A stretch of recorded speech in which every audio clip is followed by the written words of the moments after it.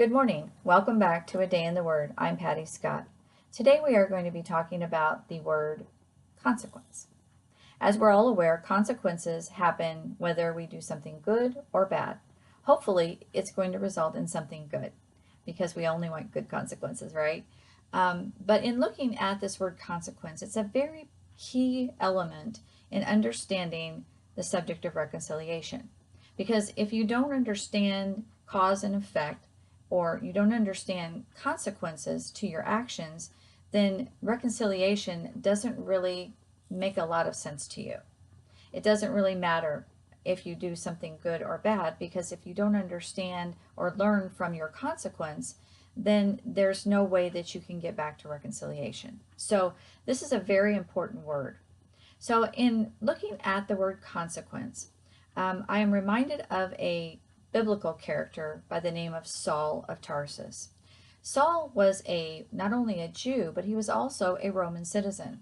So he was kind of the best of both worlds. He could communicate to both sides, and he was accepted into both sides as a very educated scholar. He was very intelligent, and he wrote 13 of the 27 books of the New Testament, or had a hand in writing them, because sometimes, let's face it, he was in prison, so he couldn't write it himself, but he sent much information to the other apostles and to start different churches. However, it didn't start out that way. When Saul of Tarsus started out in the beginning of the scripture accounting, we see that he was persecuting Christians. Now, if you don't understand what the word persecute means, try speaking one of your beliefs aloud that is not socially acceptable, and you will find people will talk about you. They will come after you. They will make you pay for your beliefs. And this is what Saul of Tarsus was doing. He was forcing people into situations where they were either put in prison or beaten or taken. I don't know. Some people even died as a result of Paul's persecution. So he was very adamant about persecuting people who were following Jesus Christ. Now, I know this is confusing because he was a Jew and a Roman. So as a Jew, you would think that he would understand that Jesus Christ is the Messiah. However, he did not believe it. He thought that Jesus was a hoax, that he was a fraud. And so he did everything he could to persecute the people who were following him. As a result, we find out that Saul had to pay a consequence. And that consequence is written right here in the scriptures. So let's turn to the book of Acts, chapter 9, and read. Then Saul, still breathing threats and murder against the disciples of the Lord, went to the high priest and asked letters from him to the synagogues of Damascus, so that if he found any who were in the way, meaning believed in Jesus Christ, whether men or women, he might bring them bound to Jerusalem. As he journeyed, he came near Damascus, and suddenly a light shone around him from heaven.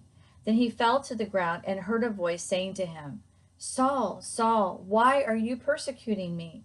And he said, Who are you, Lord? Then the Lord said, I am Jesus, whom you are persecuting. It is hard for you to kick against the goads. So he, Saul, trembling and astonished, said, Lord, what do you want me to do? Then the Lord said to him, Arise and go into the city, and you will be told what you must do.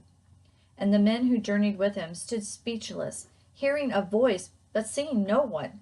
Then Saul arose from the ground, and when his eyes were opened, he saw no one. But they led him by the hand and brought him into Damascus. And he was 3 days without sight, and neither ate nor drank. So Saul's encounter with Jesus Christ blinded him. That's what the scriptures are saying. They're saying that the bright light, he was blinded. And as blinded, he did not know which way he was going. So he was led, where he stayed for 3 days without food or drink. So he was fasting because this was a traumatic experience for him.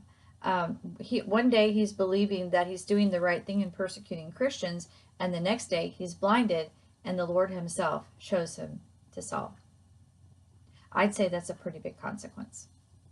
So after Saul believed and prayed and decided, I want to follow Jesus, his eyes were opened. The scales fell off of them, and he could see. He immediately got up and went to the river and was baptized and began his ministry of teaching the world about Jesus Christ and became one of the most renowned apostles known in today's society as well as back then. Paul was a demonstrative man. He was very eloquent in his speech, and he could reach the Romans and the Jews. Paul was instrumental in bringing Gentiles to Jesus. You and I, unless you're a Jew. Everyone else was a Gentile. And we all enjoy the fruit of Paul's persecution. Because Paul was the one who led us all in the scriptures to understand Jesus Christ so much better. So today we're talking about consequences. There are going to be consequences in your life. No doubt about it. You're going to wake up this morning. You're going to maybe listen to this lesson. You're going to go about your day. Something's going to happen, and you're going to have to decide what you're going to do. Are you going to do the right thing? Or are you going to do what's socially acceptable? Or are you going to turn to Jesus Christ for the answers? Jesus is the truth. He's the way. He's the life. Without Jesus Christ, what are we here for? The consequences for what we do ultimately end up in our own laps. And we have to decide who we're going to trust in, who we're going to follow. And I hope this audience that's seeing this today chooses the right way. They choose Jesus because he is the only way to the Father. Thank you for your time today, and I hope this talk has brought you closer to your understanding of who Jesus is and how instrumental he is in our lives, because it's not about me, and it's not about you, and all about him. Thank you for your time today, and God bless.